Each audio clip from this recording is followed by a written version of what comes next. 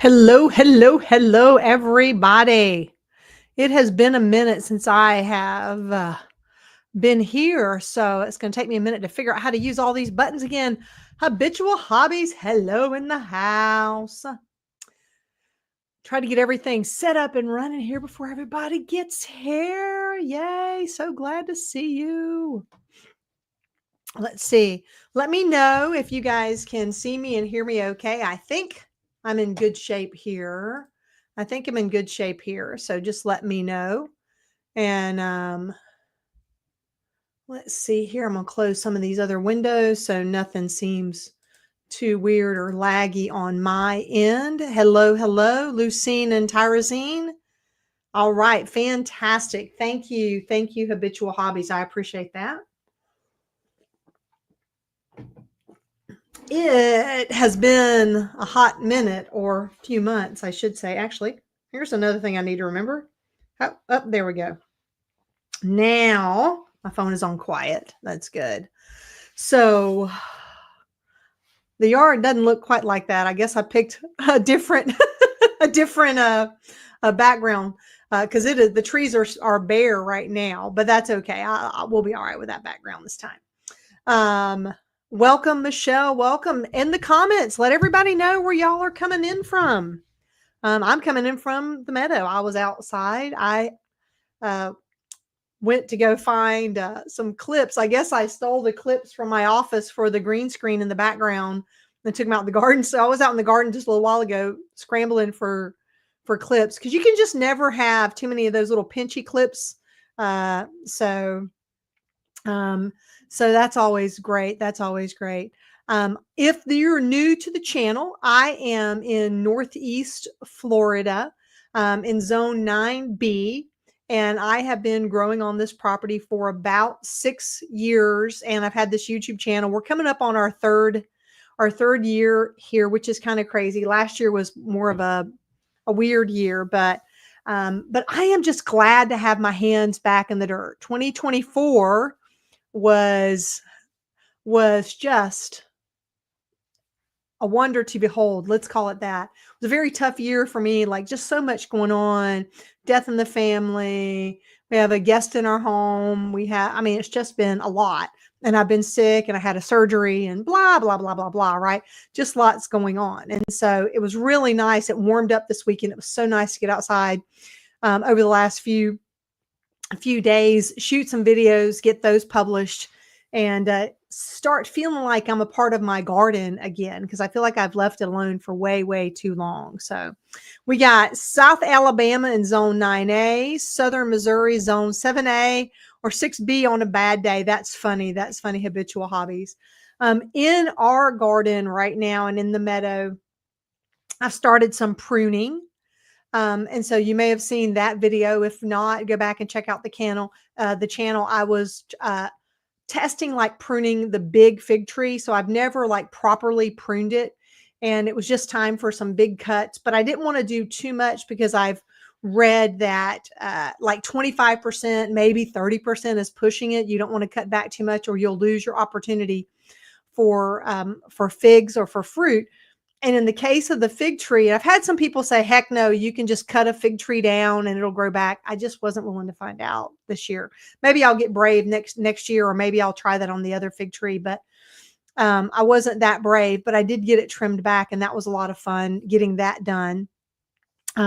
Another in Indiana, fantastic. Single digit weather. Yeah, we haven't had any of that, fortunately, but we have had some cold. We had a few cold nights, and probably the worst, talking about what's going on in the garden, probably the worst thing here, honestly, is it gets really cold and it's cold and it's cold and it's hot. And like, you got to go get the blankets off of everything or they melt. They don't really melt, but I have, the avocado tree, the big avocado tree is okay, but I left the cover on way too long on the little avocado tree and on one of the other trees, and they just lost most of their leaves because they got too hot. And so I really want to figure out a better way for the few things that I have to cover to make it a little easier for me. And I might figure that out by next season. Who knows? But But back to what's going on in the garden is there's pruning going on because there's some of that that needs to be done while some of these fruit trees are still dormant. And and then the I planted some tomatoes. I was at the little local nursery and they had some tomato starts, so I bought a pack of some beefeater tomatoes. I've never grown like the big kind, and so I'm looking forward to sort of babying them along a little bit. Um, Habitual Hobby says I've had. Let's see if I remember how to do this. I think I can show that. Yeah, you've been having a heck of a time with these avocados. I have, and this year we got like almost no avocados, and so I think I'll have to build some kind of a fence. Actually, the net I put over it kept them from getting most of the last. We actually only had 4 avocados. There were 2 left. That was a shot at getting it. And those raccoon diggity dogs climbed up the outside of it and still managed to get the avocados. And so, yes, avocados this year were hard, but I'm going to get better at this. And I really do. Actually, I want to move that avocado tree. I don't know why. I mean, I know why I'm waiting because digging is hard. I have a bad knee, a bad foot. So digging is very hard for me. And you'll see that in a video coming up this week. I replaced a little garden box up around the mailbox. And so I know my neighbors must have wondered what in the heck, why I didn't just get a shovel and do what I was doing, but I can't. That digging motion is not my friend. And so we just figure out how to make do. Michelle Urban says, we got 8 inches of snow in the weird Arctic storm. The mustard will probably taste a lot better. I've heard like that's what my family used to say in the South. When the cold touches them, they get a little sweeter. So 8 inches of snow. We got, I don't know if I can find the picture, if I can figure out how to do this. We only had the ittiest bittiest amount of frozen snow and ice here. Should have had this picture. And the only reason I even knew that we had it was because I had the sheet covering the baby avocado tree and it landed on the sheet and then it froze in the air. Let's see if I can share this screen here. And so when I say the ittiest bittiest amount, we didn't have an eighth of a centimeter, let alone 8 inches. I would call that a light dusting. And it's only sticking here because this is about 4 feet off the ground. Nothing stuck on the ground here at all. Nothing stuck. But it did get cold, and I'm hoping to try some. We picked some oranges before the frost, but after the frost, but before the freeze. So I can't wait. I'm going to slice one of those up tomorrow to have with my breakfast. So that'll be good. That'll be good. And then it's just starting the cleaning process. You know, it was warm today. It was like 70. It was beautiful. And I have just decided to slow down. I am always rushing to hurry up and get things done so I can get a video made because I love doing that. And so I can get back to this and get back to doing that. And I am committing to 2025 to slowing down. Now, wait for this so that you can laugh about this. I am committed to slowing down so that I can go faster. I know that makes no sense, right? But it's kind of that same idea is if you don't have the time to do it right, when will you have the time to do it over? And so I have just decided that I have got to slow my pace down this year. I've just got to do more more of what I love doing, but at a pace that I can keep up with across all realms of everything. So, wow. And southern Alabama today, it was 70. It was just beautiful. It's just beautiful when it's like that. And so we sat outside for a little while today and I cleaned, I cut back and pruned the dead plants out of one garden bed. And I trimmed back a few pieces of rosemary and I cut a couple of things back that needed to be cut back. And when I was done, I put away my tools and I was done.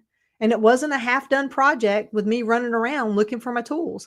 I think that's probably my thing that frustrates me the most is I get in a hurry and then I just throw my tools, even though I have my garden studio, I throw them in there and then I'm like, where'd my tools go? And the garden studio eats them because I throw them everywhere. And so I am trying to embark on new habits this season by going slower so I can do more, which is completely nonsensical. Completely nonsensical. It was the mid 60s in Missouri. Wow. Now, I haven't done this enough years to sort of figure out what still should be growing, but I can tell you that here the peaches are blooming again. And so I think that's good. I did get the peaches pruned in time. It's too soon to see like my repeat of the Asian wing beans. And so we'll see if they made it over the season. One of the things that I did this season in that bed, for those who've been on the channel, I have a round bed up front and I am growing Asian wing beans out there with a big trellis. And so what I wanted to do this season is I sprinkled in some cabbage seeds in the middle, like an Asian cabbage, and it's bolted. So now in what would have been an empty bed because beans aren't growing in winter, this big tall cabbage has erupted. It's probably three feet tall. I can't do it on the camera because it's over that, but it's probably 3 feet tall and it's bolted. And so now I have this just lovely round bed with this big round flowing plant in it. And it's bolted. It doesn't matter that it bolted. And beautiful yellow flowers in the front. I was like, that is kind of me now. If I think about buying microgreen seeds just to broadcast for some of the brassicas and stuff, just for the flowers, just because they look so pretty. And, and if I got hungry, I could eat the leaves if they didn't ever make if they didn't head up. So, so it's at least where I am. I'm a little behind in seed starting, but I think it's kind of getting to be that time of year for everybody, whether you're starting seeds inside or starting seeds outside. I am, it is time for garden tour. Thank you. Habitual Hobbies. I got to remember that. It is definitely time, Alex, for a garden tour after I get some things cleaned up. I want to get it a little bit cleaner, but I think I'll have that done. And actually I'll share this with you too. First, let me answer Michelle, two things here. Yes, I want to do a garden tour, and I'm going to do that next week or this next weekend, and I will do that and produce that video and kind of show up. We'll get a before the season starts and see where everything's cleaned up. Maybe before I get compost even put in, but we'll get that done. Thank you. Michelle Urban wants to know when I start my winged beans. And so they like heat. They do not like cold. And so I will not put, they're perennials where I am. The ones that I have, I actually planted 3 years ago. And then I transplanted them into the garden bed, and about half of them survived the transplant. And so I will plant some more this year because I don't know if those are going to make it, but I will wait until it's regularly warm. So probably not until April, maybe late March, but for sure in April, because they do not like cool weather even. Like they want to be where it's 70 and up. And so I really love eating them. I really love cooking with them. One of the videos that I produced, the video from over the weekend where I was talking about my 5 mistakes or 6 mistakes or whatever it ended up being, was not harvesting soon enough on a lot of the crops, and wing beans were one of them, where this year I did better, but in the past I've let them get too big and too tough. And so we did a lot better this year. I would just go out every day and pick a few, and we would add them to eggs we would add them with dinner and or eat them raw, eat them in a salad, and then we got to use them and they didn't go to waste. The year before, I waited until I had them so many, it was so big that I ended up not, I saved some of them, but a lot of them, probably 30 or 40%, were just too big and um, not overdone. I don't know what the right word is. Too mature. There we go. Too mature. So, so there's that. So now the reason that I'm going to do that garden tour. So thank you, Alex, for that reminder. The reason I'm going to do that garden tour is because I have yet another surgery coming up. This has been, I don't know, this getting old stuff. Right when I first met most of y'all, I had to have my shoulder surgery. And I had a surprise hernia late at the end of last year and had to have hernia surgery unexpectedly. And so that took me out for a while. And now I have to have knee surgery. And I've been waiting on the knee surgery for a while. So I will be getting a total knee replacement in a couple of weeks. And so, believe it or not, I still plan to make videos. And my goal is to get a couple of videos recorded before my surgery. So I have a few to carry us through. But I plan to do some lives, a little bit more lives, because I won't be out in the garden quite as much. But it's not going to be long before I'm back in the garden. I'm already making plans like, how do I get out of the house? I already have a walker. You know, what am I going to need to do in order to walk around the garden? I've got a walker, so I may even just tie like my little apron onto the walker, so I put my tools in there. So, but I'm going to be outside and I'm going to be enjoying it. But this is the beautiful thing. Thank you, Alex. Alex says, does not sound like fun. I promise I won't go too far too fast. I promise. I promise. But I think, really, this will be one of those times that having the really tall raised garden beds is going to super serve me in big ways. Because once again, just like when I had my shoulder surgery, I didn't have to bend down and do stuff. Well, now I'll be able to garden waist height. I'll be able to stand at my walker and be out in the garden and gardening. And so I'm good with that. Now I do have to have some compost brought in, and I'll hire, I usually use Man in Overalls. He's a local company in our area to come in and bring in some good soil. So I got to get that ordered. So thank you. I got to do that. But I'm just going to get it done. And whatever doesn't get done before time for my surgery will get done after. And again, I'm just slowing it down. So I won't go too fast. I'm going to go really slow, but I just want to enjoy it and want to make sure that I am having some fun in the garden. And I have to say, I do go to the grocery store and I do buy groceries, and I hear people talking about how expensive groceries are. And I've noticed it. I've probably noticed it more on meats than I have on vegetable, because we've sort of swapped to, since we grow a good bit of vegetable here, I've kind of moved to buying mostly frozen vegetables. And so those prices haven't seemed to have fluctuated as much, but I just think anything I can do, I mean, you can take a packet of seeds. I was going to have a packet on my desk. I guess I forgot it and took it somewhere else. And you can take $1 pack of seeds or a $2 pack of seeds and grow some food. It's still the very best that you can do. So, am I still doing physical training with Oops? Yes, I still do some training with Coach Kim, with K Factor Coaching. They are doing a great job. I have been a bad student lately, but yeah, I still follow the plan and I'm still doing some of my workouts and things like that. So thank you for asking. I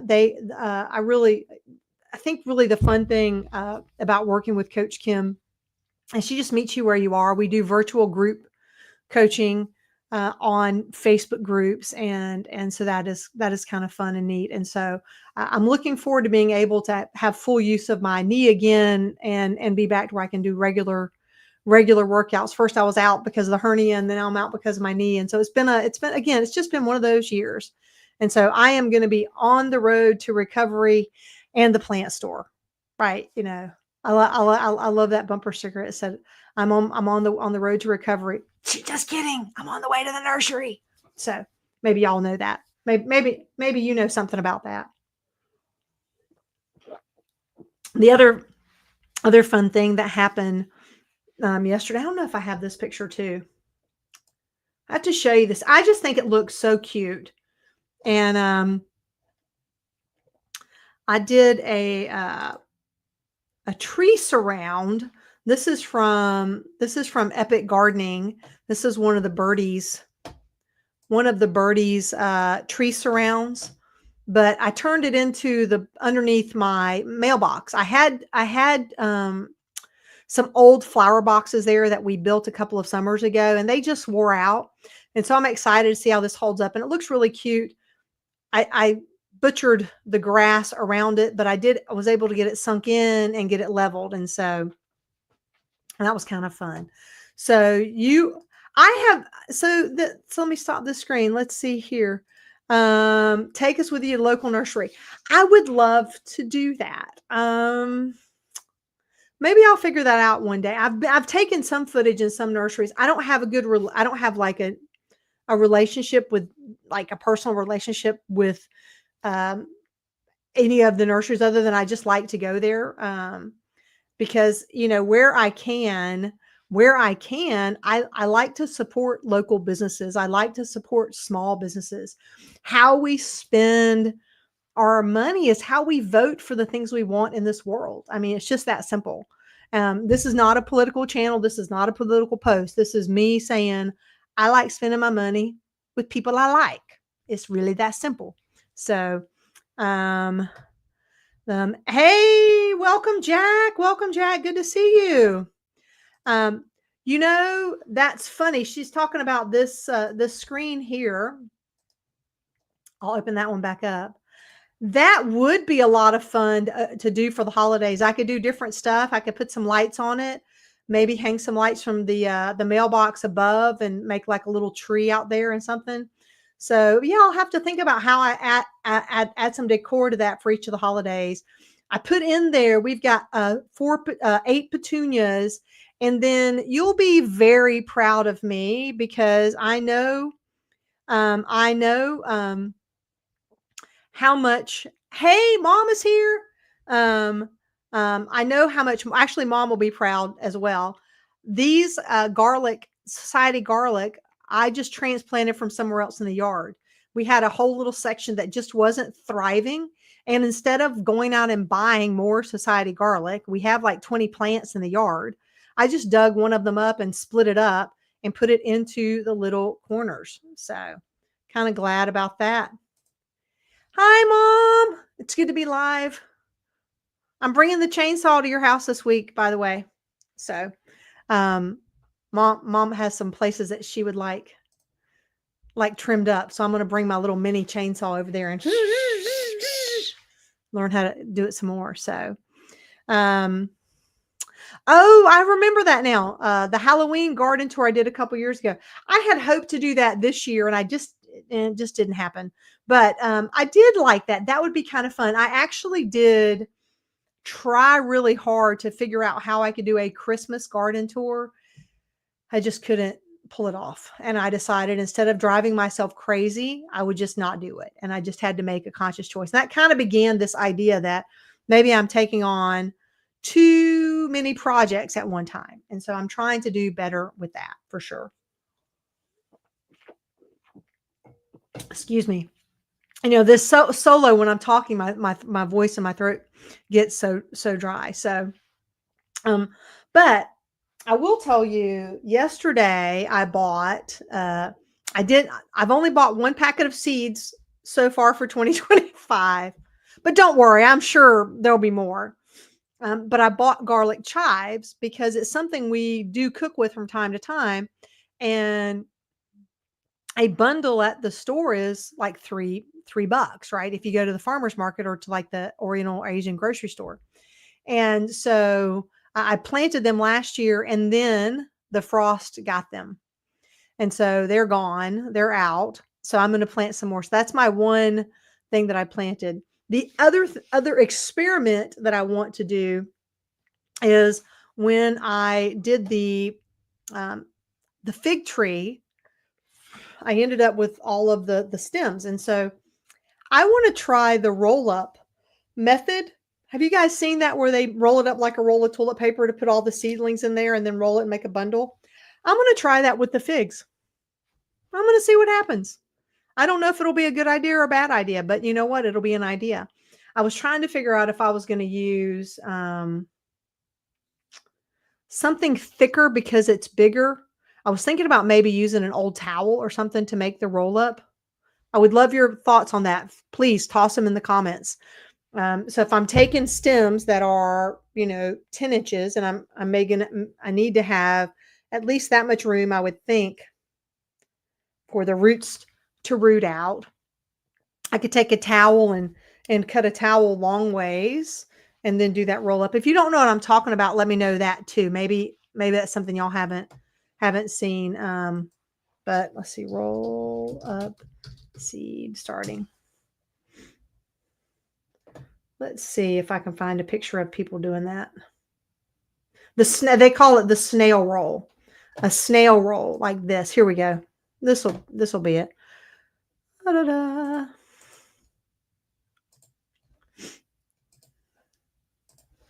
So like this here, where you roll it out. So I'm going to try that. I'm going to try something like that. See if I can figure it out and just roll it and just put all those together. And then they can stay closer together, but then I can just unroll them again when I want to separate the different seedlings. So Michelle says she's seen someone do that with tomatoes. And so I'm just going to try some things. As always, I'm always trying something. Sorry, I laugh when I see the comments. Alex says that makes so much more sense than what she imagined. Yeah. Well, and yet, of course, there is actually that would be another interesting experiment too. To go ahead and put them in toilet paper rolls, actual toilet paper rolls. So maybe we'll just have a little showdown between toilet paper rolls and a snail roll, and see which one does a better job with helping them propagate. Because the figs, they do propagate pretty easily on their own. What I found is, though, I tried propagating them in a bunch of pots, and so it just took up a whole bunch of space for just a few sticks. And so I'm looking for a way to make that a little more practical for me, and then a little more fun too, just trying different things. Maybe I'll even take the roll and I'll set it in a grow bag so they're all in their own little spiral. So, okay, I'll try that. And then other things that I got to get started. I mean, it's February. I need to probably start some more tomatoes. I'm not going to start pepper seeds just yet. I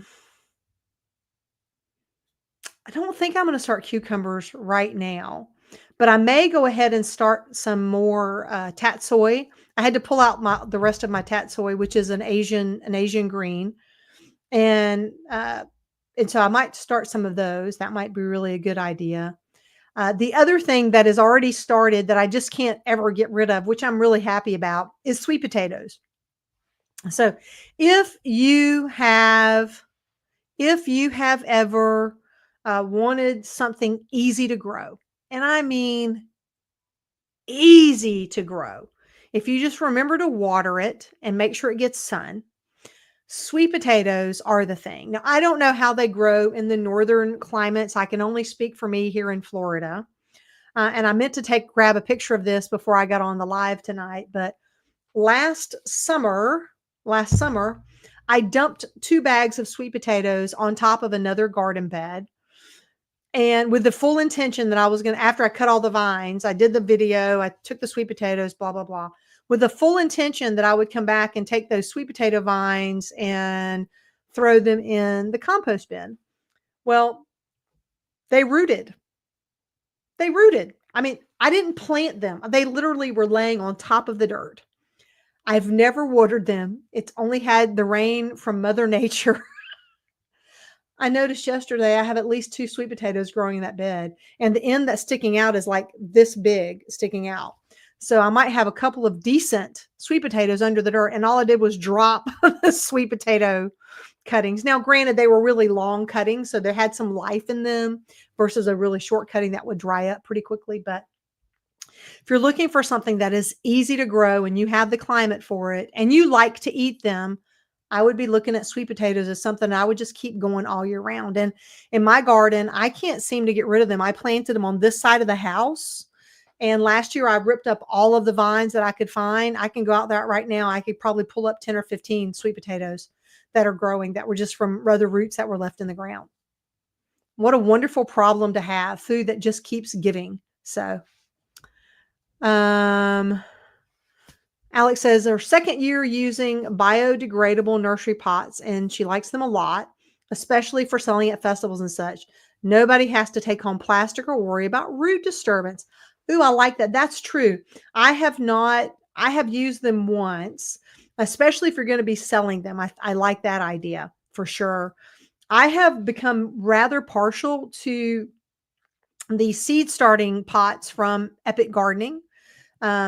A lot, and I know, and if you're new here, I am an affiliate for Epic Gardening, but I don't recommend products that I don't like and use and think are good products, just so that we're clear. I get offers to represent products every month, and not very many of them ever go anywhere because I have a particular rule that if they want me to make a video about their product, I need to be able to tell the truth of what I actually find. And if that is not okay with them, I don't want their product.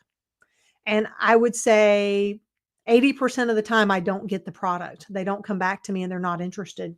Good. Saves me the time, saves me the energy. So, not fabric. So you have fabric biodegradable pots. I would love to see if you have a link to those that you could share in the comments. Feel free to do that. We'd love to see those for sure, for sure, for sure. But the back to this, the pots from Epic Gardening, they have a nice angle to them, and they've got a nice slot for air, and so the roots kind of air prune. That was interesting. And so I do like those, and the seedlings come out of there pretty easily for transplanting.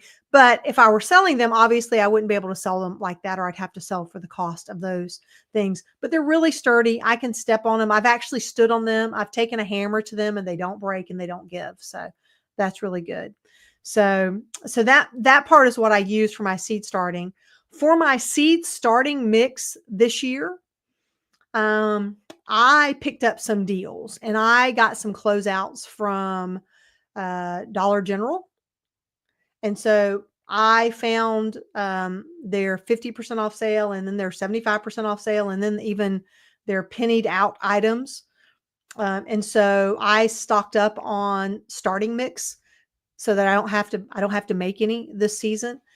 So I'm kind of excited about seeing how that goes. And some I did get some seed starting trays because at a penny a piece, it made it hard. It made it really hard to pass up seed starting trays. So the other thing I was looking at, speaking of trying to do business with companies you love, I think we had somebody new come in. Heather, welcome, welcome, welcome. Hey, Heather, good to see you here. Is I have been looking for small garden stores or small garden shops that I could support and promote on the channel or whatever. And most of the ones that I came across are doing indoor plants. But I found this site and I just thought it was hilarious. And so I'm going to share that with you guys here. The site is called, let's see. The site is called The Plant Gaze. And so they just had some really cute stuff. And so they've got these little grow kits. And it says awesome sauce, and it's a little cherry tomato kit in my growing season. And again, this isn't garden stuff, but little cute accessories, little tomato mister. I got to find the socks, but here's the one that I loved. I didn't know it had that. Sorry. It's, I didn't mouse over that before. It's always okay to buy more plants. It's always okay to buy more plants. So I thought that was really cute. And then some cute little little things there. And just some really adorable, like I've never seen little ceramic vases like this. And so if you're looking for places to shop for garden stuff or garden gifts, I thought this was one that was really cool and really cute. So anyway, thought I'd share that one with you guys because I thought that was pretty funny. So it's always okay to buy more plants socks. I just thought that was funny. Um, do you guys and gals have other um, small businesses that we should be supporting and encouraging that are great for gardeners? I would love to know. Feel free to put those down in the comments below. So, and we are streaming also over on Facebook. I see we got a thumbs up coming over from Facebook. So, hey, everybody watching over on Facebook, glad that you are here as well. Let's see what else. What do y'all want to talk about? We've talked about seed starting. We've talked about getting cleaned up in the garden. The bananas are really, that is going to be a tough project because they're going to need to be cut back before I have my knee surgery. So I think I have to do the garden tour and then make a banana cutting video. That'll be one of those videos that I put scheduled out, because with that, I don't want to be trying to swing a machete while I'm on a walker. That just seems like a bad idea. So good. That's another good topic. That's another good topic now for that. So how are the garden kitties? Well, they are doing really, really well. Moose, we have Moose and we have Babyface.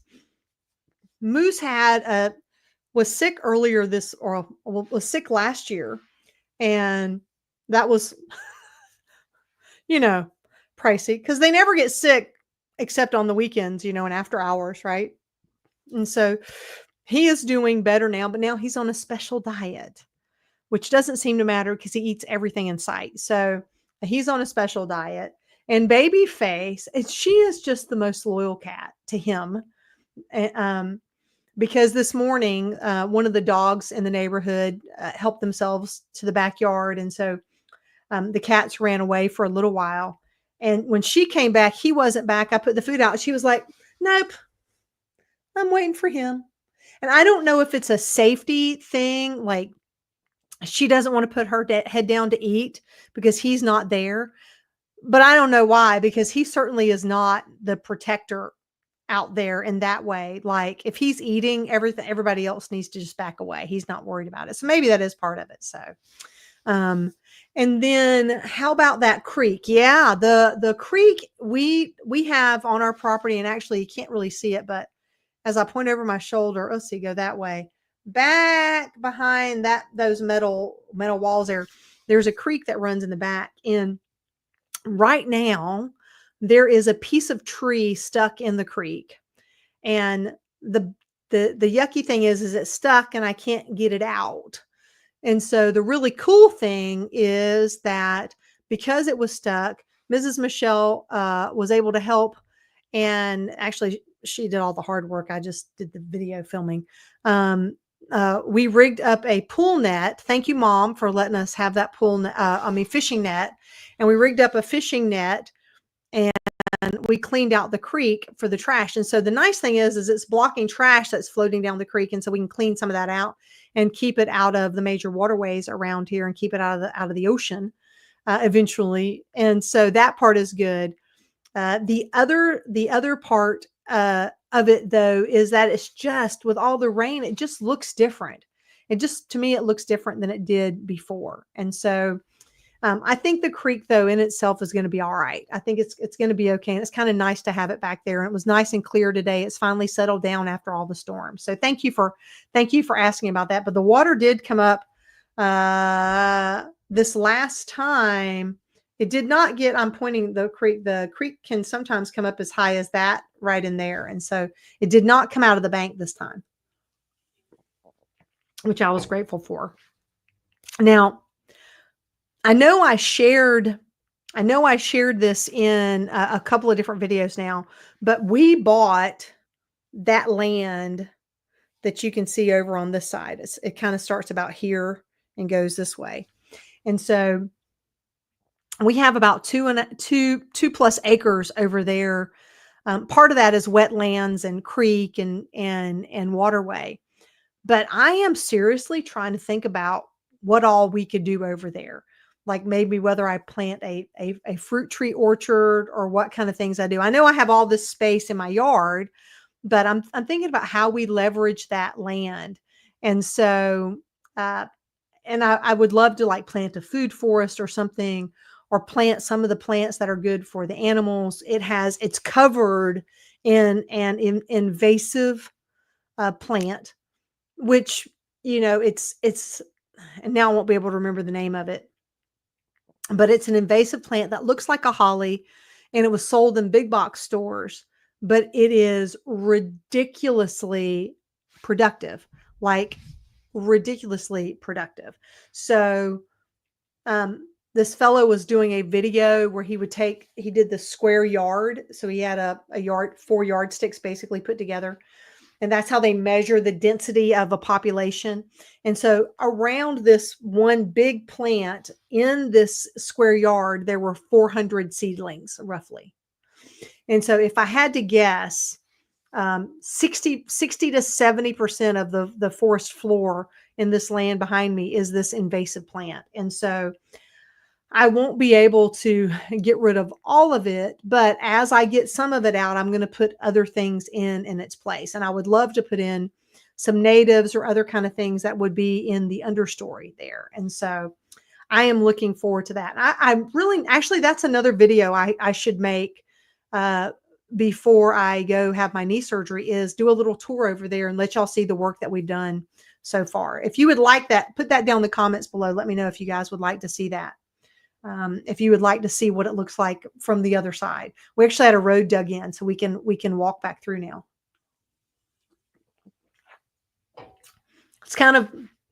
It's just a walk through the woods, but that might be kind of fun. Just let me know in the comments for sure. But it will be a big project, but I don't have to do it all at once. I don't have to be in a big hurry. And again, I'm back to that. My roots for 2025. Slow down so I can go faster. If you guys weren't here earlier for that, slow down so I can go faster, because I just, this ride on this planet that we're on, hurtling through space, goes by pretty quick. I mean, we're only on this earth for a short while compared to the vastness of it all. And I want to enjoy more of it. Okay. We got one vote yes on a tour of the woods. We'll go for a walk in the woods. That'll be good. That'll be a nice, easy video to make too. And I'll share it with you because it's really like, it's probably, if we shave off a 1/4 acre that's not developable, and about 1/3 of an acre that is residential in nature. So what is that? 1/3? So not quite half an acre, or maybe just over half an acre. So that still leaves me about 2 acres. And I did not see any links come through. Let me see if there's anything. I did not see any links come through. If you want to drop me an email, I can add them. I'm not sure what happened there. So I'm not sure what happened. Let's see.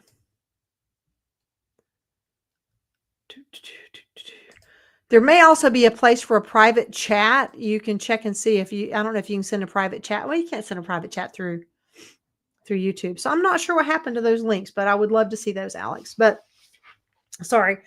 So there's about 2 acres over there. And one of the things I know that I really want to do first, the next big project, is I want to just sort of cut a path around the hole outside. And so that I can have a walking track over there and start planning it. So, hey, welcome, Peter. Welcome, Pizza Bread. Glad to have you here. I am gardening in Northeast Florida, primarily vegetable garden. I do some permaculture, and we have a whole bunch of fruit trees here. Oh, there's another video I could do. How many fruit trees do we have now? I'm betting we're over the 80 like we had last time. And so my goal, y'all, is to really start going live every at least once a month, but I would like to do it more frequently, especially while I'm recuperating. We can at least dream about seeds and talk. And I've got my seed catalogs are all right here by my feet, because can't be you can't be too far away without those. Where'd they go? I thought I had seed catalogs down there. These are other catalogs. Oh, and here's a gift catalog from Christmas. Important stuff, Christmas stuff. Here it is. Here it is. I knew I had some down there. So it won't show up because of the green screen. That's too funny. I have a see-through catalog. That's funny. So, but that was the other thing. I was trying to pick a shirt to wear tonight, and all my shirts have green. Like almost all my shirts have green, which would make me see through. I am easily distracted by anything to do with the garden, Michelle. Absolutely, absolutely, absolutely. Very cool. Well, Peter, welcome. Yeah, I am in the northeast corner, so we don't get quite as much as you guys like y'all have seen in Tampa. Like that's crazy.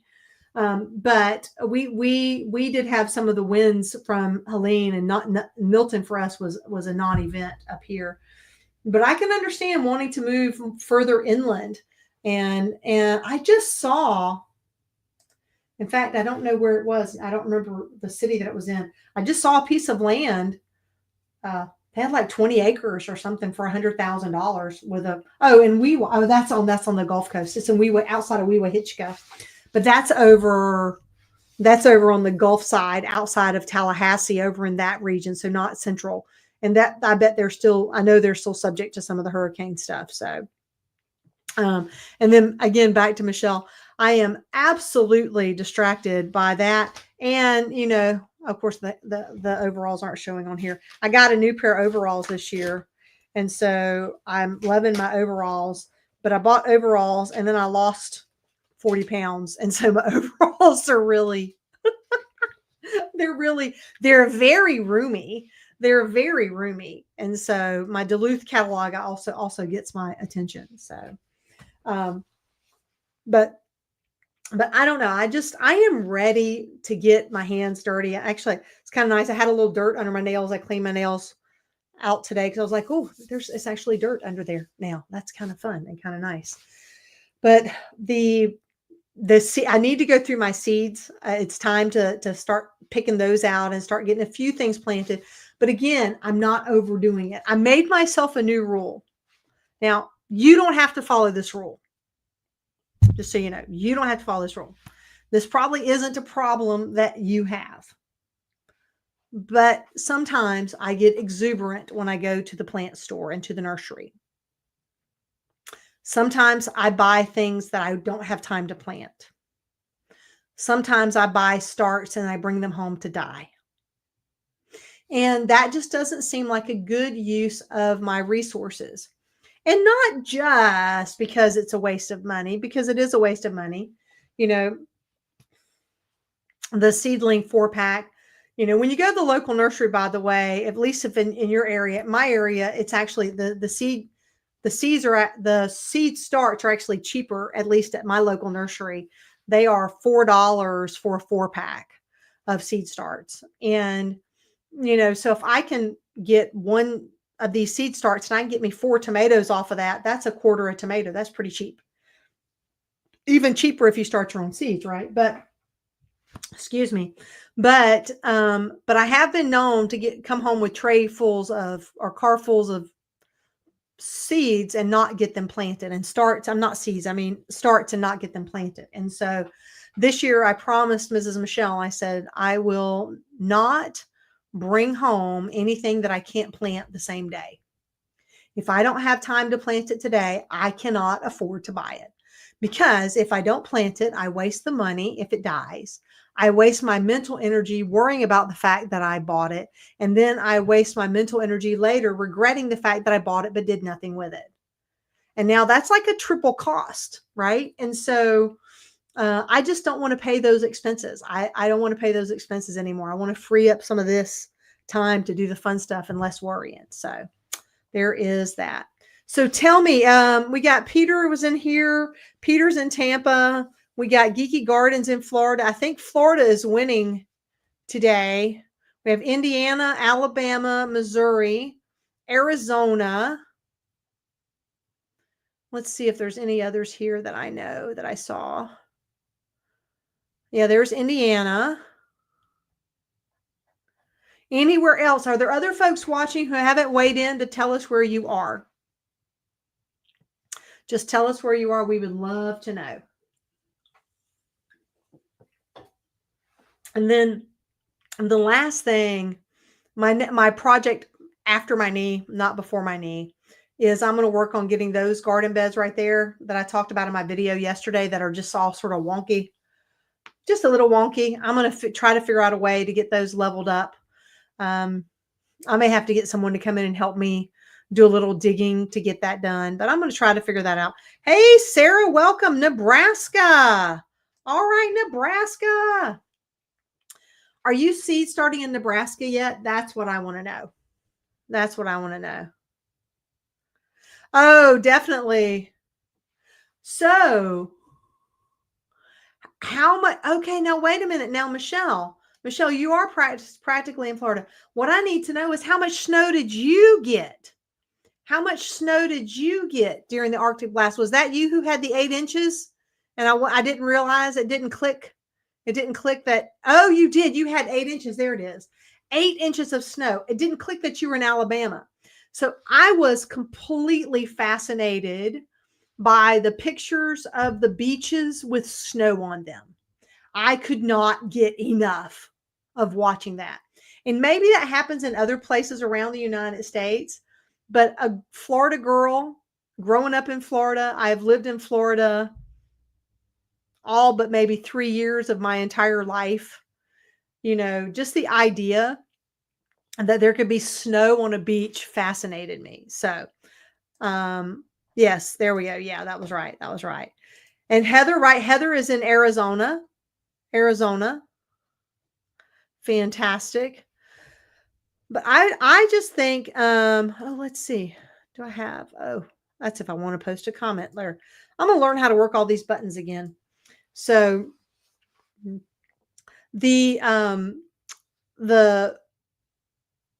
cold weather, our last frost date is supposed to be February 15th. And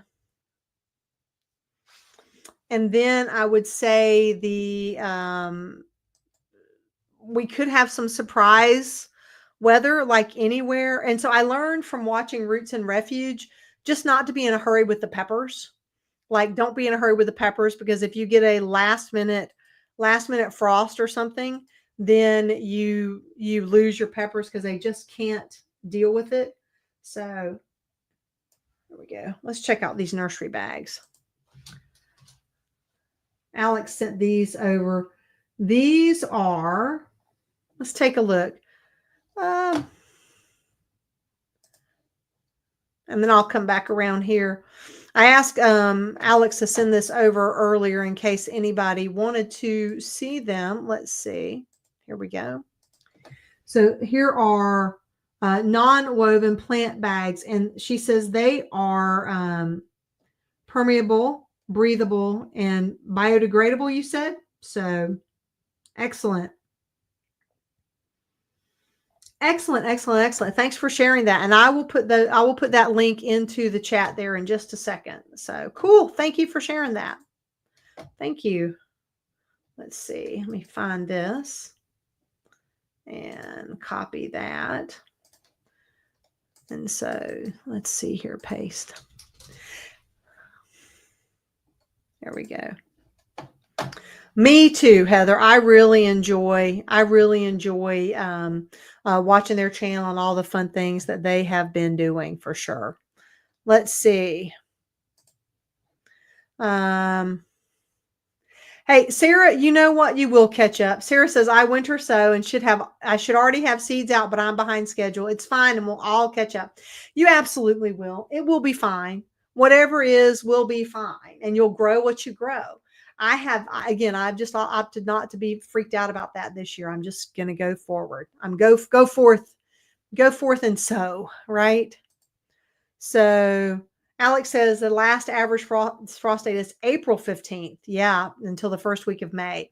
And so that is so funny. I know latitudinally, right? We're on a map, we're only this far apart, but it is amazing sort of the bands and how it goes through. And so then in between must be, March 15th must be the Atlanta to, Kentucky region, and then up where you are. And so I think it's illegal not to like Roots from Rich. They are just such kind people, and I just love what they've been able to do in the community, and just the positive spin that they've been able to put on homesteading.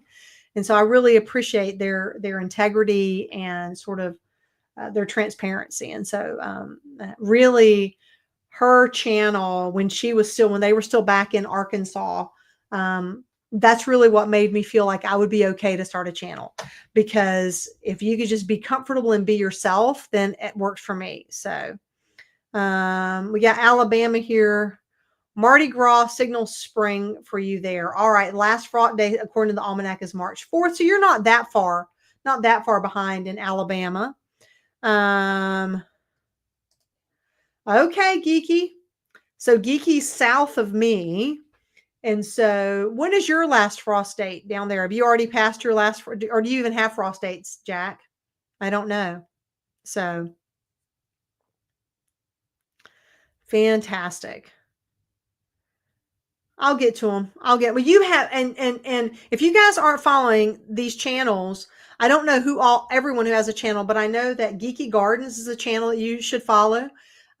He talks about his laboratory, and he's always experimenting with different things. And he has a special variety of cherry tomatoes.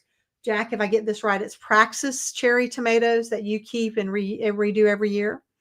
And then I know that Alex at Habitual Hobbies also has a channel.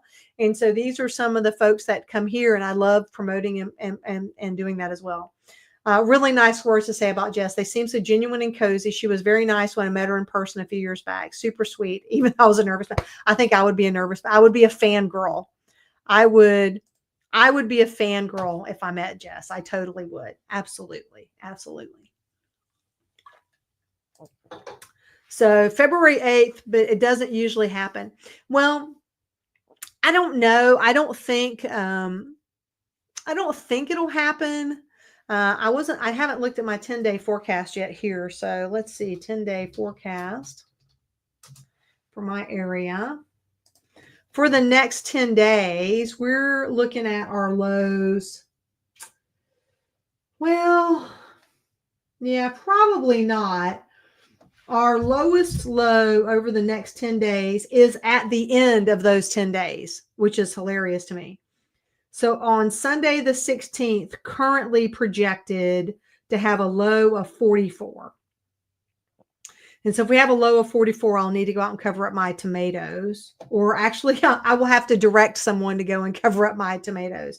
I think 2 days after surgery might be a little soon to try to make it in the yard with the walker. So that might be a little soon. So let's see here. And don't forget, you can always direct sow. You don't have to start your seeds preemptively, especially in Florida. Yeah, we are very fortunate about that. Like I did cucumbers last year, and I felt like I fought with the cucumber moth or the pickle worm or whatever. I fought with it all season. And so I don't know yet what I'm going to do about cucumbers. I've had some different ideas, maybe even figuring out how to set up a grow tent or something. I don't know, to sort of just help keep some of those off.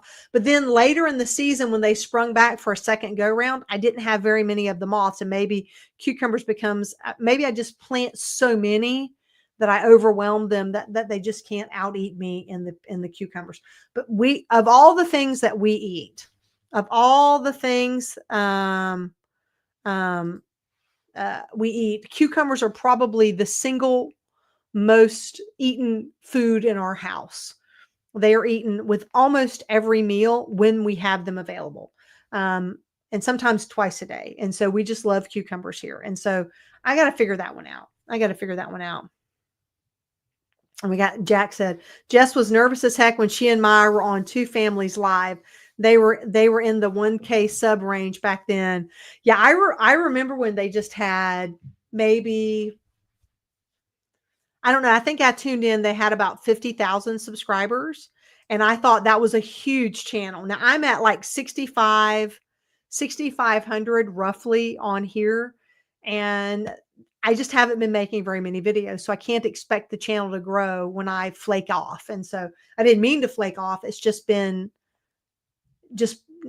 not been possible. I just didn't have enough bandwidth left to do it. But some of those things, again, I'm slowing down now.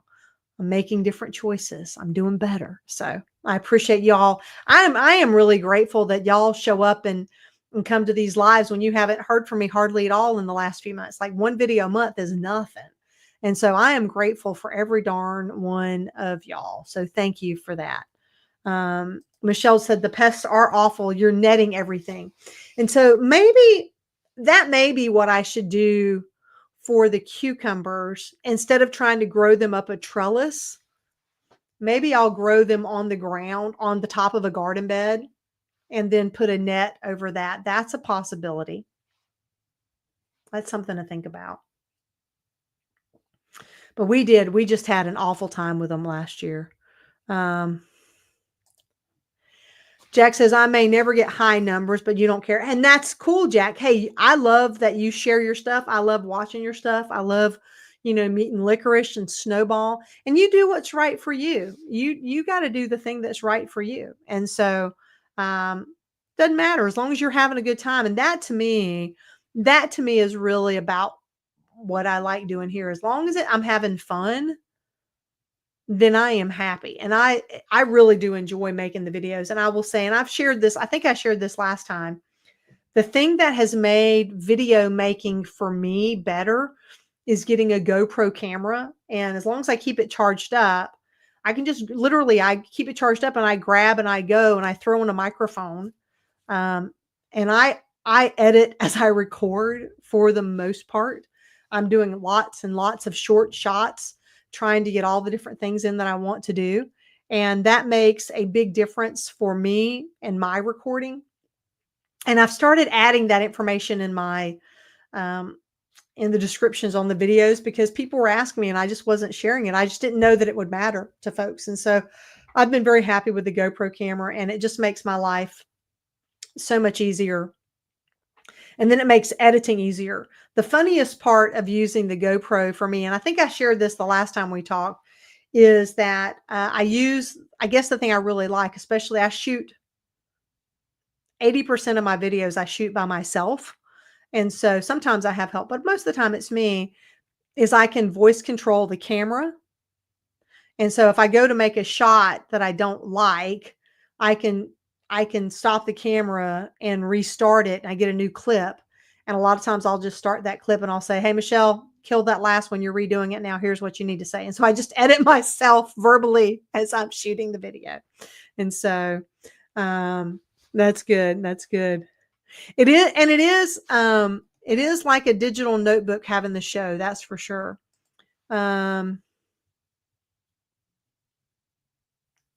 I'm sorry, excuse me, itching my eye there. Alex said, I'd love for my channel to grow, but I'm assuming that means love making the videos and watching back what I did is very helpful for learning in the garden. And I also can go back and see what I was doing. Absolutely. Absolutely. That it really is. And I think Jess talks about this a lot. It's a journal, a digital notebook. And that is true. And the same things for me now that I'm starting to have some repeating years, I can see these things happening, because I don't ever write things down in a journal like I should. So excellent. Excellent. Yes. When I'm done yakking, that's right. You go check out Jack's channel and go, did I get it right, Jack? Is it Praxis Cherry Tomatoes? See, we're listening. Backwoods Country Boy, welcome back yourself. I'm glad to be here. YouTube has not been hiding me. I have not made very many videos, and so I've not been popping up, but not been popping up very much. Remind us again, Backwoods Country Boy, where are you gardening these days? I don't remember off the top of my head. So we'd love to know where you're gardening from. But yeah, over the next few weeks, over this next week, I'm going to try to get 3 or 4, maybe 5 videos recorded and ready, right? And then I can edit while I'm sitting in a chair. I don't have to have them all completely edited, but then I can get. In fact, you guys will um, uh, love this. I think it was my second video. What it might have even been my very first video. I was learning to edit while my arm was in a sling. Like I had done some editing for work, but not like this kind of editing. And so I was learning to edit with my video in my arm in a sling. And so my whole first 4 months of videos were all while I was in a sling and in rehab. So I can edit with my leg in a brace, no problem. That's easy. South Central Alabama. Fantastic. Zone 8A. So I'm assuming you had some of that good snow too that came through a couple of weeks ago. So excellent. Originated at Praxis channel back before Ray retired. Keep it alive and available. Fantastic. And that's part of this cool thing about having all this on YouTube, right? Is we get to share and we get to swap ideas, and I watch the Epic Gardening channel. I get some ideas. I walk Jacques in the garden. I get some ideas about things I want to do. I go over and see Jack, and I was like, oh, I could try that. Jack is the turmeric guy too, as well. Where I can watch Alex.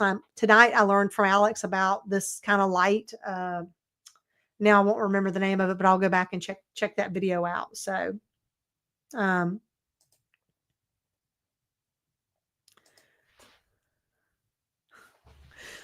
oh, well, thank you so much, Sarah. I appreciate that. Yeah, and being in a different climate, I think that's kind of the fun. That's kind of the fun thing too, because we get to learn ideas. Like I don't think that I can grow like rhubarb, for instance, here, but I can grow the heck out of some of the things that need a longer season, like the Asian wing beans, right? And so that works out really, really well.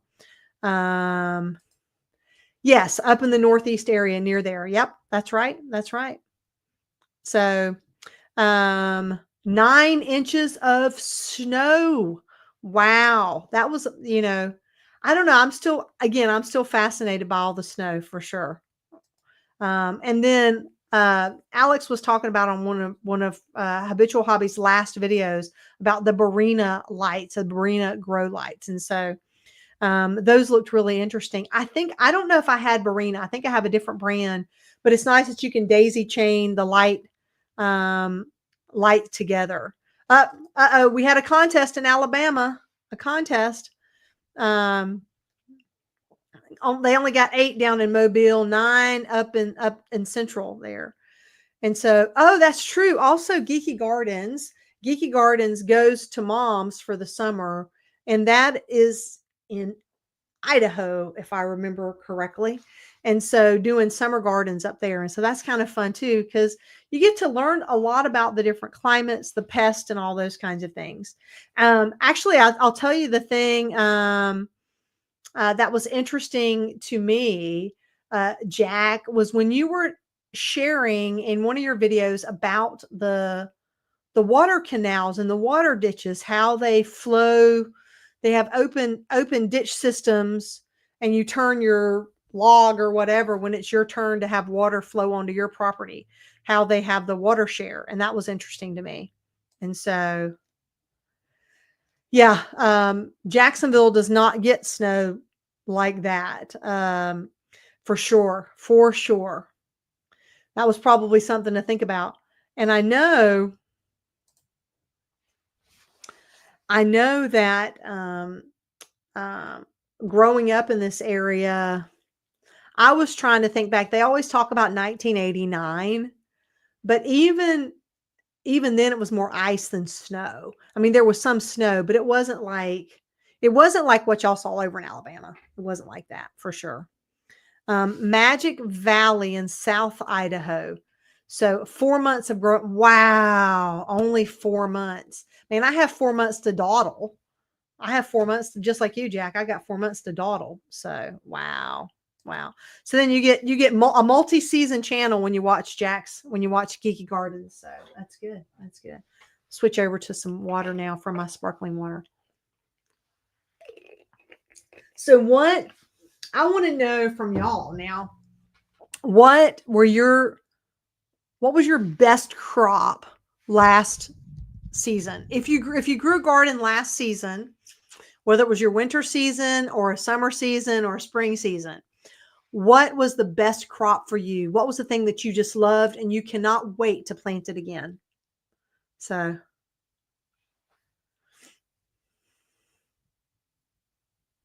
what were the best things that you grew? Uh-oh, Wolfson Wolfpack. How about that, backwoods country boy? So, how about that, backwoods country boy? Oh, Paxson. Okay, okay. Excellent. Excellent. So, I was a tiger. I was a tiger, backwoods country boy. So there you go. How about that? How about that? Small world, isn't it? So I would say that we had a lot of cucumbers, but it took a lot of work. Cherry tomatoes were off the chain last year. I get these super sweet 100s. This is a variety, it's a hybrid, but it's a variety I really like. Super sweet 100s, really tasty, small. They're they're not as big as a grape tomato. I guess they're in the cherry tomatoes, but they're really small. But they are so tasty. Um, Alex was swimming in cherry tomatoes. Did you freeze them? Because I freeze my tomatoes. So, um, Backwoods Country Boy had fingerling potatoes. Never grew them before and definitely growing them again. Oh, fantastic. Fantastic. Fantastic. Sweet potatoes is always a good crop for me. They did not do as well last year, oddly enough. I know why. I know what I did wrong, you know. But I'm just going to keep trying.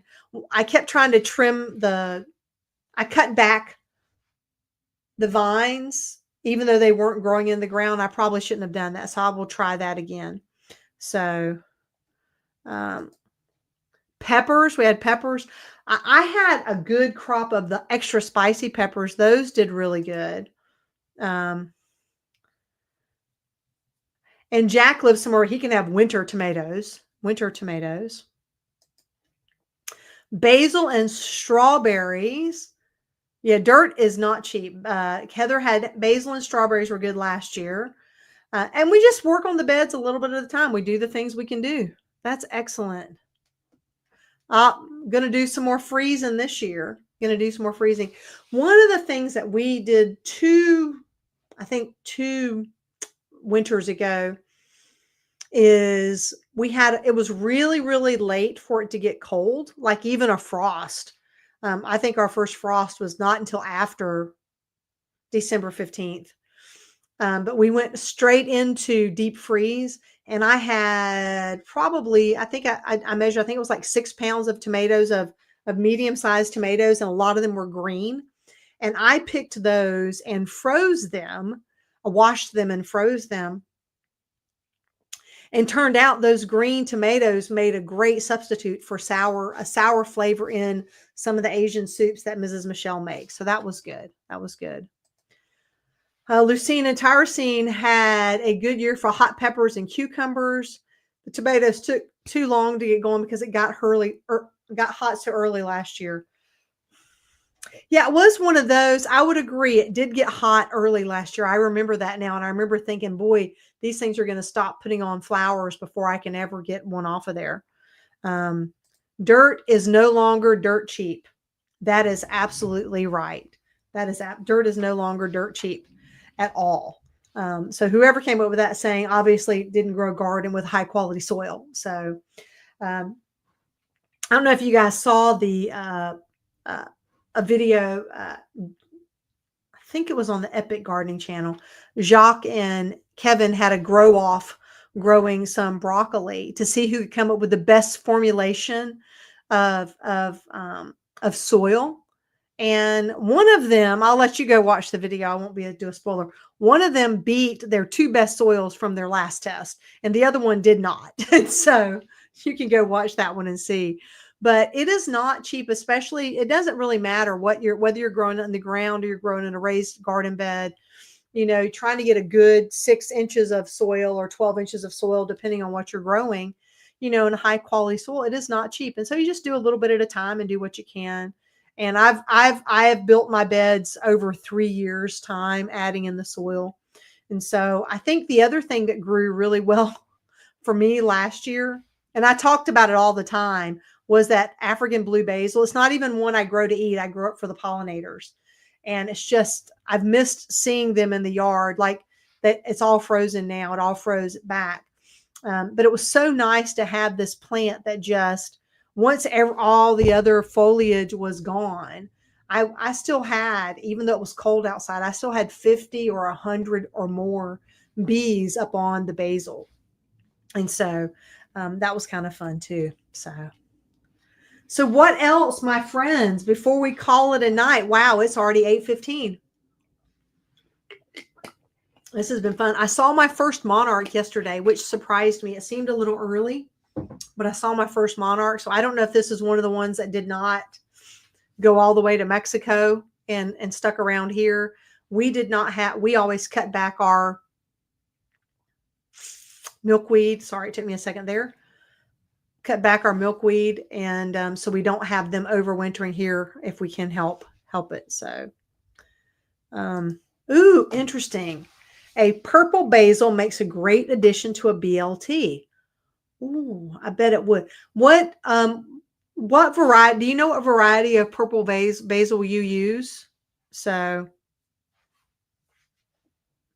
do you know what variety, Jack? I think I have had one purple one before. I've used a lot of we do. Actually, let me bring this up. You know, thank you for that, Alex, because I do have 4 green stalks. There's no reason I couldn't be growing more herbs, and we do use them a lot. And it's so funny in Asian cooking, in Asian cooking, um, they use herbs in a very different quantity than we do because they use a lot of fresh herbs. And so, you know, when I was talking about the bundle of garlic chives, like we'll go to the store and mom will buy a bundle, you know, that's the same size as green onions when you buy a bundle of green onions, right? And so and maybe use half of those for one recipe. And so that's certainly something to think about. Purple ruffles, purple petra, and opal globe. I think I've had the opal globe before. Now I'm very curious about trying. Now, do you, Jack? Do you use the purple basil in place of lettuce or added to it as an add-on? That I'd like to know. So I do want to grow more herbs. Thank you. I'm going to do that. I'm going to do that for sure. I like that idea. And yes, I will say it does smell amazing out on the patio with all the different, like the African blue basil. I just would walk in and smelling like that. We currently have rosemary still growing. I have onions that are still growing. I just use kitchen onions and do those. We have sweet potatoes are in the ground still that could be picked. I still have some Thai basil in one of the green stalks, you know, but it needs to be refreshed. I just get all that from going to eat pho, and then I take the trimmings and make that. So, oh, excellent, Michelle. Thank you. Is growing several varieties of basil. One is a purple opal. Okay, very cool. I have to agree, backwoods country boy. The purple basil on the BLT does sound interesting because I know, you get that little bit of flavor in there, and so the pollinators absolutely do love the basil for sure. And herbs, and oh yes, and so Alex, you're absolutely right. The herbs, you get so much for them at home, and they are expensive at the grocery store. And I will tell you this for reals, y'all. If you don't want to start the seeds for them, with the exception of cilantro is one of those that's kind of tough because it peters out pretty quick. But if you don't want to start the seeds for them, then all you have to do is go to the grocery store. It's going to be a little more expensive. Spend $4 or $5 on a plant at the grocery store if you can't get it at your local nursery. A lot of the herbs they have at the grocery store um, are going to be cut and come again, or you can cut them back and use them, or let them grow before you start cutting them back. And then all at once, you have an herb garden from the grocery store that you get to use over and over again. So if you're not up for starting the seeds, it's a little more expensive, but still, it is cheaper to buy one basil plant and instead of buying a pack of basil. Like it's $4.99 or something ridiculous for like 8 basil leaves. I mean, we use that if we're making pho, which I don't know if you guys know Vietnamese noodle soup, PHO. In that, we probably use a bouquet of basil. If there are 4 of us eating, we will probably use 2 long stems or 3 long stems each, just stripping it and putting it down into the soup. So a bacon lettuce tomato sandwich or a bacon basil tomato sandwich. Okay, Jack, we're on it. We're on it. Backwoods Country Boy grew lemongrass for the first time last year. Excellent. And the first time for turmeric.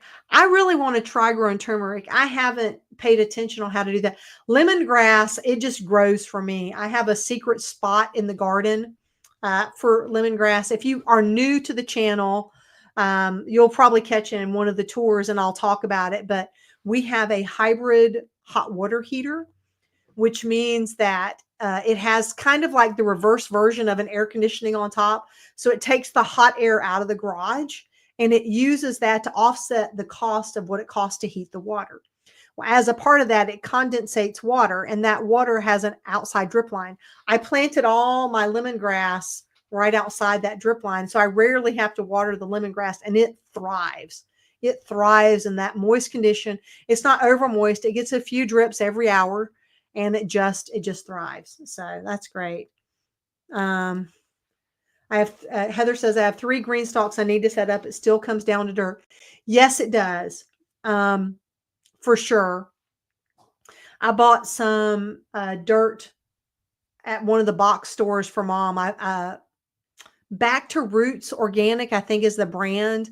And so we ended up having to buy 1 bag per layer. But think about this too, Heather, just as a suggestion.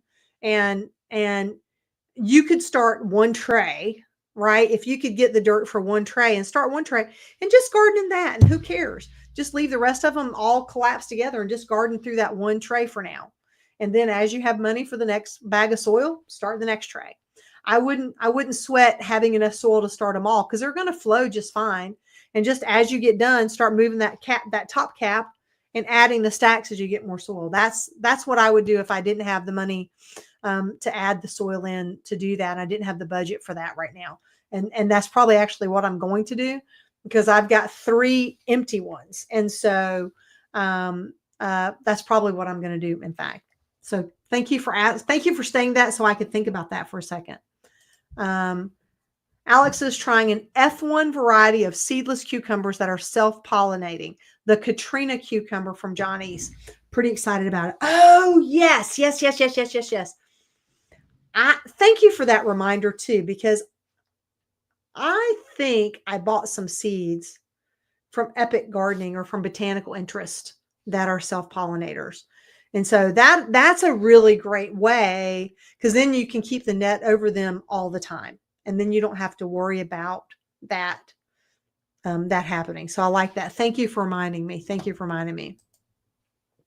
Way to go, Heather. That's fantastic. And you just keep going. Just keep going with them. What do you grow, Heather? What do you grow in your green stalks? So turmeric, Jack says that turmeric grows the same as ginger. Okay. And so Jack, do you just buy turmeric at the grocery store? Is that how you originally got started? I'm curious where you got your turmeric to start with. Lucine says they're going to try to grow, Lucine and Tyrosine, sorry, are going to try to grow ginger in the garden. I have grown ginger and galangal, and I just buy it at the store. So I'm assuming I can do that with the turmeric too. A little tip, if you don't know this, here's a little budget tip. Typically at the Asian grocery store, in the refrigerator department, they will have trays of ginger and they will have trays of turmeric and galangal. If you don't know galangal, it's a stronger variety. It's in the ginger family. It's used a little more in Thai cooking for some of the dishes. They still use ginger for some of the dishes, but you can buy all that at the Asian grocery store a lot cheaper than you can buy it at the regular grocery store, and probably cheaper than you can get it through a seed company. And that's where all my ginger is from. In fact, I have a box right now. I probably should go open and look at that I was keeping in the dark so it could get ready to sprout. And so I probably have some there too. So, okay, both. All right. So Jack is growing ginger and turmeric in his green stalks. Oh, well, thank you. Thank you, Alex. I'm glad the hybrid hot water heater made sense. And in Florida, in the summer, that means that we don't have to pay as much for hot water. And I keep it in the winter. I've had to turn it off of economy mode just because I've been desiring warmer showers when it's so very cold. But we keep it on economy mode. I think it does make a difference. We do have solar panels on our house, and of course, we're paying for that.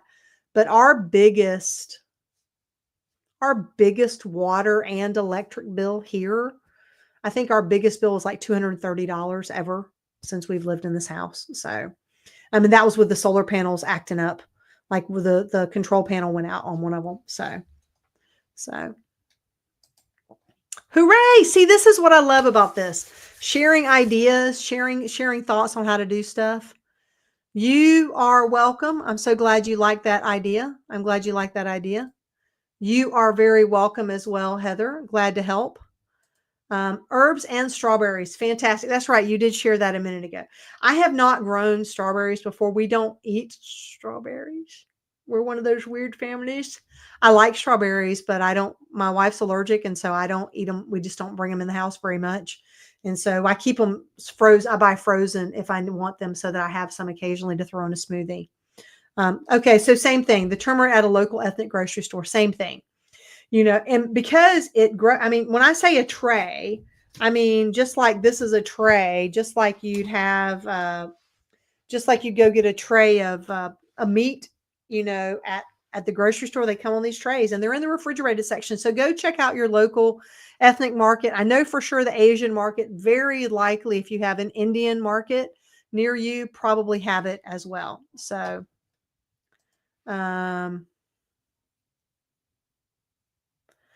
have not, Whispering Willow Farm grows Katina cucumbers in Arkansas, and they are so prolific and beautiful.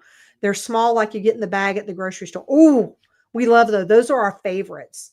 Those are our favorites. So now I'm going to have to go check out Whispering Willow Farm and the Katrina cucumbers from Johnny's. Let me put that on my little list. Actually, I'm just going to Google it here.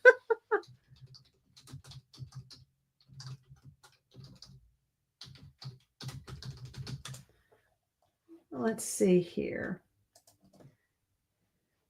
Here we go.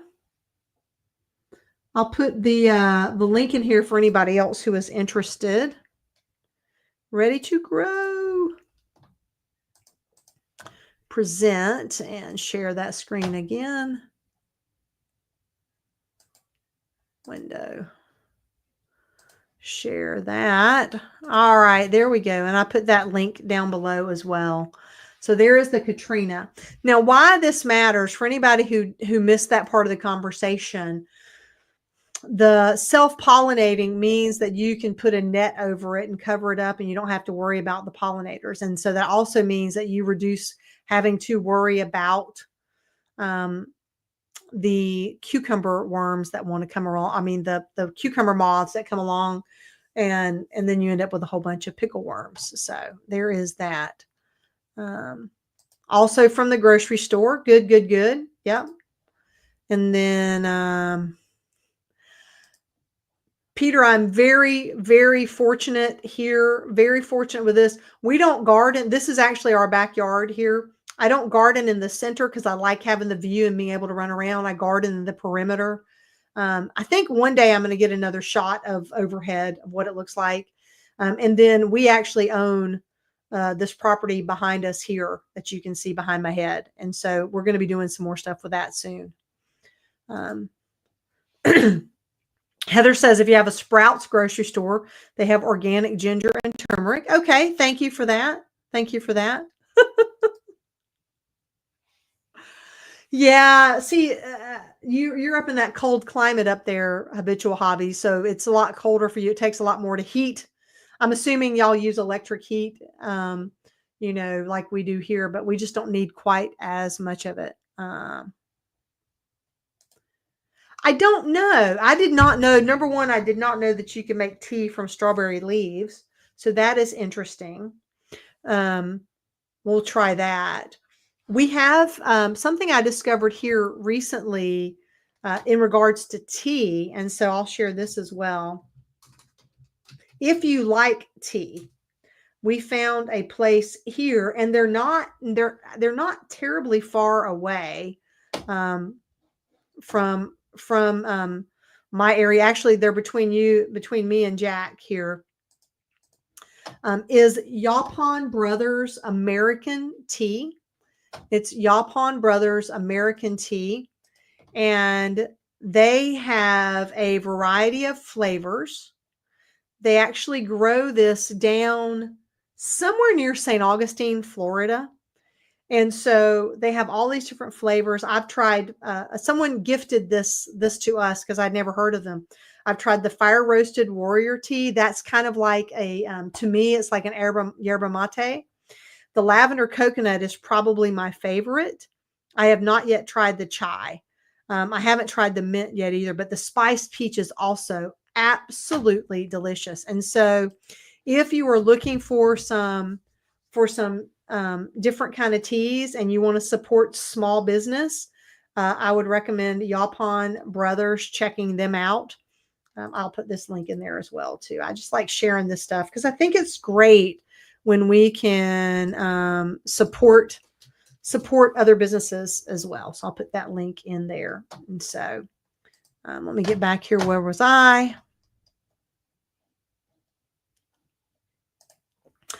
So no. So Peter wants to know if my wife does any gardening. Very little.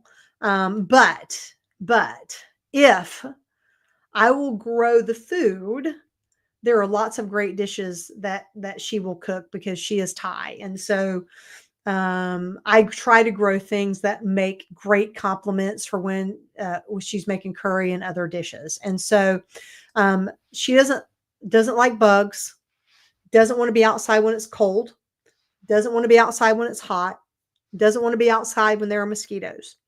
And so we get a very limited amount of time for that. But she absolutely, if I need help with stuff in the garden, it's something I can't do by myself, absolutely she will come out and help. We dug in some stuff, and really I have found, honestly, about the very, very best way of getting a partner to help for me is to not abuse the help. And so when it's something important, do that. And then I find things that are important to her. I didn't know I'd be doing a counseling session here, but it's kind of funny. It feels funny. I hope it's okay with everybody, but I think it doesn't matter and that's with everybody. I find I've planted some things that she specifically wants, both edible and non-edible. And I help take care of those things, and I make sure that I'm planting things that she is interested in. So out in the garden, I am growing basil for cooking and galangal and ginger, right? But she also loves dragon fruit. So we've got dragon fruit and we take care of that together. And then she saw this beautiful tree that she loved and wanted one for the yard. And so we're still trying to get that one figured out. We haven't figured out the right timing on fertilizing stuff, but so that really has been how there's been a better interest in gardening, is literally finding things that they are interested in. And little by little, it's gotten better. So we have an avocado tree. She loves avocados. She was 100% down to help plant that avocado tree. 100% down, And so, and then if I'm traveling, if I'm not able to take care of the garden, she goes and waters the garden and does stuff like that. And so we just work as a team. Hopefully that helps and makes sense. But I think I don't think it matters who it is. If there's something that's of interest to them in there, that's how you get people engaged, is just helping them feel like they're a part of it. And it's not just your project. And then they're going to help with stuff sometimes in a way that you don't want, need, or ask. And then you have to be nice about it because that's what you do. So hopefully that helps. So Alex says it's about 50-50 here using heat, electric or wood heat, but mostly electric. Yeah. And it is tough. It's tough. I've looked at, like, we were in Thailand and they have mini split air conditioners and the house is already built. So it's not practical now to re-outfit with a mini split or anything. But I think about things like a mini split unit where if you could just warm one room or the part that you're in. Of course, where you are, it probably gets a lot colder. Here with the heat turned off, if I didn't have the heat on, it doesn't get colder than about 68 or 69 degrees in the house. I mean, it just holds the heat from the sun of the day. So, is anything going on in the garden studio? No. The garden studio. I'm so embarrassed. And Jack told me on one of the videos, you might as well just show it because we're going to see it eventually. It has become a storage area. And so it has become, which is what it was intended for, but it is not a useful storage area right now. But I'm working on it. I am working on it for sure. And that is right, Jack. In Florida, there are always mosquitoes. And I'm scratching because I think of mosquitoes. There are always mosquitoes. And so we have a very limited time for sitting outside and enjoying it. So I planted several, backwoods country boy, I planted several peach trees, hoping to get good peach leaves and fruit. The peach leaves have some type of medicinal purpose. Oh, I don't know anything about that. I didn't know that peach leaves have a medicinal purpose. Now I can Google that. Medicinal uses. Now this is not me. This is not me offering this advice. I do not give medical advice on this channel. But according to AI, yes, there are some for cough and congestion, digestive issues, skin irritation. That is very interesting. It has caffeic acid, chlorogenic acid, and quercetin. I am just guessing on those pronunciations. So interesting. Always do your research. Let's talk about this for just a minute. Actually, I'm going to share this screen too. It's really important, right? Like there's something happening in Google. I see this for work. I talk about this a lot for my day job. But this AI overview that we are getting, they are relying on a variety of sources, but it is still AI. And it still needs to be vetted, even though you use this. Just remember, it is experimental. And so I use AI to help me do research on stuff, and I absolutely love it. But I would just want to encourage you, especially in a situation where you're thinking about, is this edible? Is it whatever?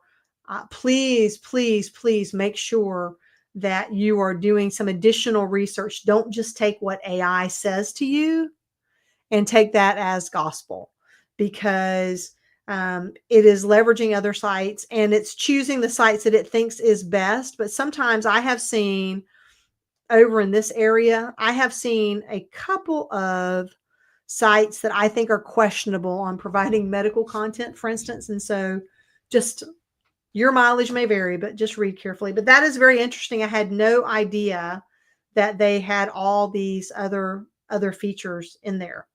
That is very interesting, even as a sedative, according to generative AI. Cool. Thank you, Backwoods Country Boy, for sharing that. Geeky Gardens. You always make me laugh, Jack.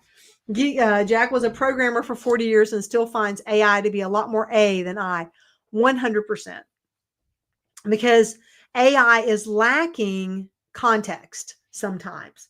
And so it makes decisions based on questions you ask. And I use Gemini and ChatGPT, and I use a lot of the different tools. And I found that I feel like I'm working with a smart 8-year-old, like a really smart 8-year-old. Like they can take direction if you give them a lot of context. And if you just ask a question, not like in the search, but using these chat tools, um, if you just give them a little bit of context, it's better. If you give them a lot of context, it's even better. And then they're just using the context within the thread if you guys have been using it. So have you guys, I'd like to know, actually, I'm kind of curious. Have you all been using any of these tools to help you with your garden? Like, I'm curious. I'll use like some of the tools when I make the YouTube video. I want to make sure that I'm also providing some additional information in the description to make it more interesting for the videos. It's better for search, honestly, to help my videos rank a little better. So I try to go and find out cool information. And so I'll use AI to help me do some of that research and to write some of that content, but it's always vetted by me. I don't like, it wrote some really goofy stuff yesterday. And I was like, no, this isn't right. Let's fix this, please. So.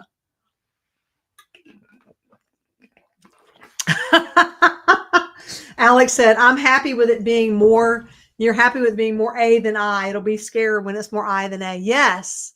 Yes. There's just enough shows about that right now. It's a little crazy about that. So Michelle is using Google search for doing research for stuff. Excellent. The AI overview and Googling things. Backwood Country Boy, definitely research is very, very important. One of the things that I discovered hands-on is I am allergic to I'm skin allergic to the fig trees. Like I can eat figs. I love figs. But when I am done picking figs or pruning figs, I have to come in and take a shower. I just washing my arms off is not enough. I never can get everything off of me, especially leaning in. I get a leaf on my face or something. I am just itchy. And in fact, when I shot the video last week of pruning the fig trees, I kept scratching my arm. And I was like, what in the world is wrong with me? What happened? And it was just that I had, I cut the tree, some of the sap, the milky sap that comes out. It's kind of a latexy. I'm not allergic to latex, so that's not it. But whatever the milky sap is that comes out must have gotten a little bit on my arm, and I was just burning. I had to go in and take a shower. It just bothered me so much. So, same for cucumbers. I have the same problem with cucumbers. I just get, so now if I'm going to mess with the cucumbers in the garden, I do that last at the end of my garden shift, so to speak, because I have to come in and shower because I just can't take it. And that, I don't know on the cucumbers if that's new, but I feel like on my,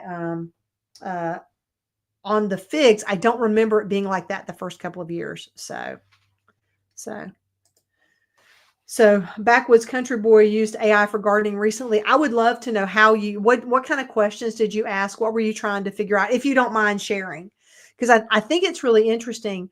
I'm going to do some more research because I really enjoy watching videos about stuff. So I use it sometimes to help me come up work through my thought process. I use it like a writing buddy to work through my thought process on what kind of a video I want to make, or if there's any points that I should make sure I cover. Like I used the chainsaw video. In fact, I used AI for, um, because there are things I don't know about chainsaws. But then I read it and make sure it's practical, and then I confirm it because it helped me think of things. So one of the suggestions that the AI said was to show people how to make a straight cut and an angled cut and an uppercut. It would have never occurred to me to do that, but I'm really glad I did, because it got me to where I could handle the mini pruning saw much better by learning how to make those cuts. And so I think it's useful from that standpoint, but it's just like, it's just another tool. It's just another tool for the garden. Um, it's not as important as my buckets and my wagons, but I can use it, and I want to be able to do that. So I think it's kind of cool. Holy smokes! How did we get to 8:44 already, kids? My goodness. Well, I am probably going to wrap this up unless y'all have some other questions. I am so excited. We have 13 people on. I think that was the biggest number we have had in a while, and I'm so glad now. The last few of our videos, my internet has been in good shape, and so it's been well today. So that's good as well. So I'm pretty excited. So tell me, what's the next thing you're going to plant? What's the next thing? Are you going to seed start, or are you going to direct sow? Are you going to go buy starts? What are the next things that you're going to be doing in your garden? Please let me know in the comments below as we start wrapping up. Oh, thank you, Michelle. Time does fly when we're having fun. This was really nice. I really love um, chatting with you guys and talking and hanging out on the lives. I've tried in the past to do them from outside. Eventually, I will get the garden studio set up so that I can do some from inside the garden studio. I think I figured out what I'm going to do. I don't have electricity out there, and so running an extension cord is kind of impractical. Um, but maybe that's what I'll do. I also have looked at ways. I think I thought about putting a big solar battery out there and eventually having solar panels. So just carry the battery out there and be able to plug in the laptop and the camera and some lights. So that'll be it. Let's see here. So Alex just started some peppers and some herbs. Next, her flowers and tomatoes and more herbs. Excellent. Oh, I got to do some flowers. Yes. Thank you. Thank you. Thank you. So this is interesting. Backwoods Country Boy. Here recently, I've researched the best way to feed the soil enzymes without having to use so much fertilizer. Interesting. Interesting. Well, because that's it. Really, at the end of the day, we're not trying to feed the plants. We're trying to feed the soil so the soil can feed the plants, right? I mean, that's what we really want to accomplish. Right, exactly. Feeding the bacteria in the soil rather than using so much fertilizer. I love that. I love that a whole bunch. That is awesome. Now you're going to make me want to go do some research on that, because I do know that's part of the magic and the majesty of compost is all that livingness in the soil, all of that livingness and this amazingness that these plants can all talk to each other through the mycorrhizal fungi and the communication that happens among the trees. And I'll get all woo woo, but I just find it fascinating. So excellent. I can't wait to see more of that. Backwoods Country Boy, do you have a channel on YouTube? Or are you and forgive me, I don't remember running across your channel, but let us know. Let's see. Michelle says, Roselle, sunflowers, and hollyhocks. Excellent for the flowers. That is excellent. Flower gardening for the pollinators. So Peter, here is one. I'm not sure if you were on when I was talking about this. Here is one that is a nice herb for the pollinators. I haven't eaten it. I've heard it makes a good basil, makes a good pesto, is African blue basil. If you can get some African blue basil, I had it. Go back and check out one of my other videos. I'm sure I did a whole video on it. But I started with one gallon plant in 2023. And I just cut back a probably, it was probably 5 foot tall that froze. And I just cut it back. It's still green underneath where it's sitting, and it'll come back this year. I'm 88% sure that it'll come back. It was ridiculously beautiful for the pollinators. I would walk out and there'd be 50 to 100 pollinators per plant, just going crazy. So just something to check out. Alex says, I need a portable power bank. Yeah, that's what I'm thinking. I need something big enough that will handle the lights. I have to have lights because it'll be dark out there, because I have lights up here. And then I have to have a way to keep the laptop running, and a Wi-Fi tower out there so that I can have internet out there. So beneficial nematodes. So Alex has been thinking about beneficial nematodes. You add them to water and they kill the bad soil-dwelling insects like caterpillars and grubs. Interesting. Interesting. So Peter, for the African blue basil, yes, I just let it bolt because I'm not planning to eat it. And it's ridiculous. In fact, let me see if I can find that. Let me see if I can find any of my videos or photos of that real quick.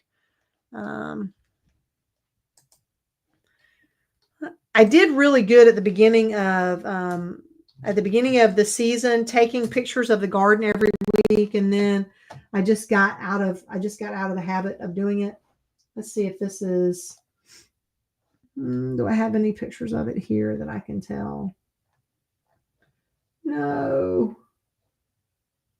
Oh no, what's the date there? I'm just looking here real quick. No, I don't see any really quickly here, but I do let it bolt, and it really is kind of an amazing thing. Let me just search here on my channel real quick. Basil. Yeah. Hard to kill. This is the video. I'll drop this in the link and you can go back and take a look.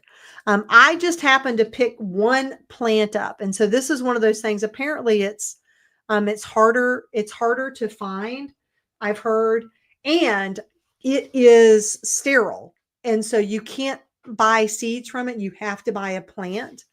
And so I was in a local nursery. I didn't know anything about it, right? It was new. It was a new plant to me. And she had one there and she said, this is absolutely amazing for the pollinators. And so I bought one 1-gallon pot, and I think I paid like $9 for it, which I'm a cheapskate. And so that was a lot of money for me to spend. Let me just share my screen here so you can just see me behind. This was during the summer, behind this one. Let's see here. And so this is that plant is planted in a planter that is sitting on the ground, and I am 5'7". So it was the planter is about a foot off the ground. So this plant is about 4 feet tall at this point. So it is just amazing for that. So I highly recommend taking a look at that. So excellent. And Jack says his basil tastes just as good before they bolt. So, and that's good too. Now I know the Thai basil doesn't taste quite as lovely. It gets a little more pungent. But what I was going to say is, if you can find African blue basil somewhere, like right now, I don't have any. Mine all froze back, so it's going to take a minute for me to have some more. But if you can find African blue basil somewhere, buy it and just chew on the fact that it's expensive. But if you take care of it, you're probably never going to have to buy another one, because I took the one plant and I cut it, and I had 5-foot bushes in about 8 different garden beds. I mean, it's just ridiculous. It's just ridiculous.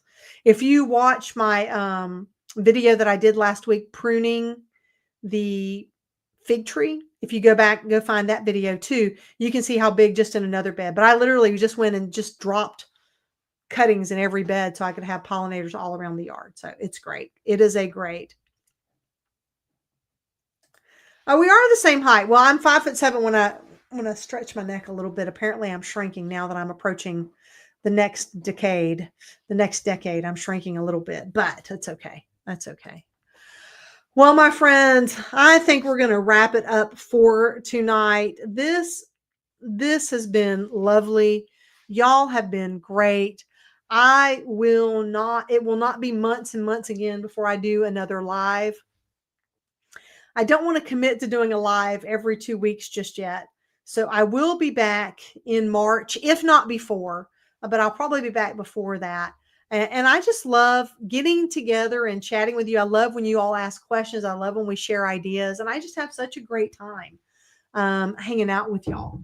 And so I really appreciate you very much for being a part of the channel and for just helping support the work that I do on here.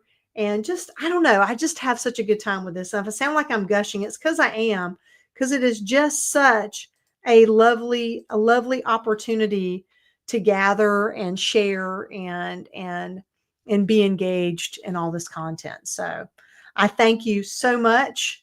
And as always, my friend, remember to drink plenty of water, wear that high quality sunscreen, and as always, have a fantastic day or night. Thanks so much for watching, everybody. We will see you soon.